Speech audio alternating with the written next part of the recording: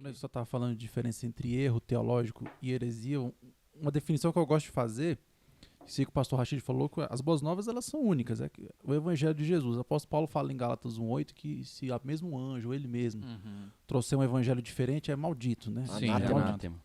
E o que é esse trazer um evangelho diferente que a gente pode categorizar como heresia?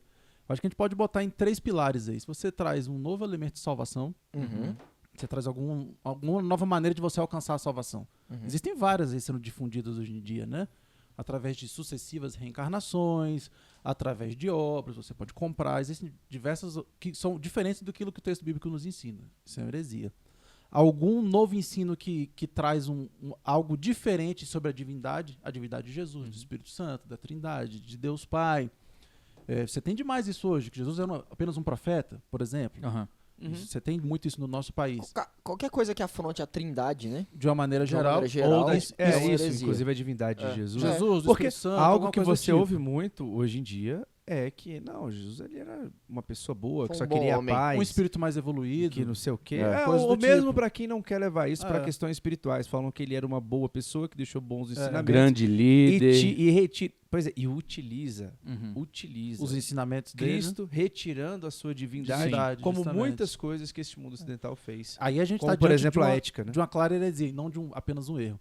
E a terceira é se você, de alguma maneira, descredibilizar o texto bíblico. Sim. Que é onde a nossa fé está pautada. É só a Desidratando. escritura. Desidratar o texto bíblico, de alguma Teve maneira. gente falando que a Bíblia não é a palavra de Deus. Ela contém. Ela Justamente. contém a Gente palavra de Deus. Justamente. Isso é uma heresia, então, Heresia, professor com Renner? certeza. Por favor. Com certeza. Isso aí. Por não favor, tem vamos nem- apontar aqui. Isso é uma clara heresia. Obrigado. Clara heresia. Até porque Jesus ele vaticina no Antigo Testamento quando ele diz o seguinte: era necessário que se cumprisse que tudo de que mim foi escrito nos Salmos, Profetas e Moisés. Ou seja, ele está falando do Antigo Testamento.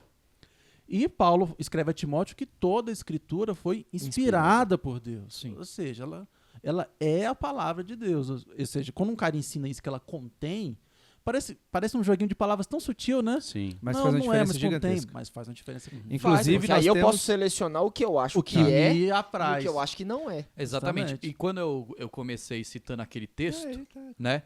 É interessante que esse texto de Mateus, ele tá inserido lá no Sermão do Monte. E Isso. Jesus, quando ele tava... quê? Jesus, quando tava... É que eu tô com o texto aqui. O quê? Mateus capítulo 5. Não, eu tô falando do Mateus 7 que eu li. 7. É, 7, 13 e 14. É porque aqui o Pensou texto que eu tava... Não pensem que vim abolir a lei ou os profetas. Não vim abolir, Não. mas eu vim cumprir. Isso. Digo-lhes a verdade, enquanto existirem céus e terra, de forma alguma desaparecerá da lei a menor letra ou o menor traço, até que tudo se cumpra. E esse- Jesus ele Ratifica. ratifica o Antigo Testamento algumas vezes. Né? Uhum. Exatamente. E esse texto da porta larga, do caminho, né? Depois que Jesus fala isso, só pra gente saber o contexto em que está inserido, Jesus fala: cuidado com os falsos profetas, eles vêm a vocês vestidos de peles de ovelhas, mas por dentro são lobos devoradores. Verso 16, vocês os reconhecerão por seus frutos.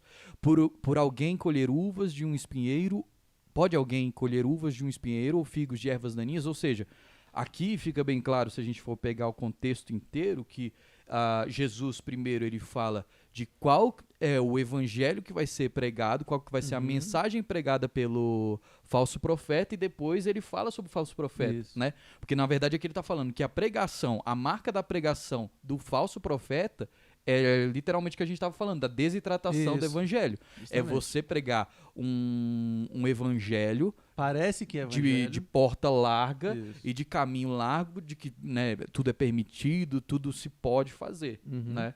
E literalmente essa desidratação, o que hoje a gente pode falar como hipergraça. Sim. Uhum. Vamos falar alguma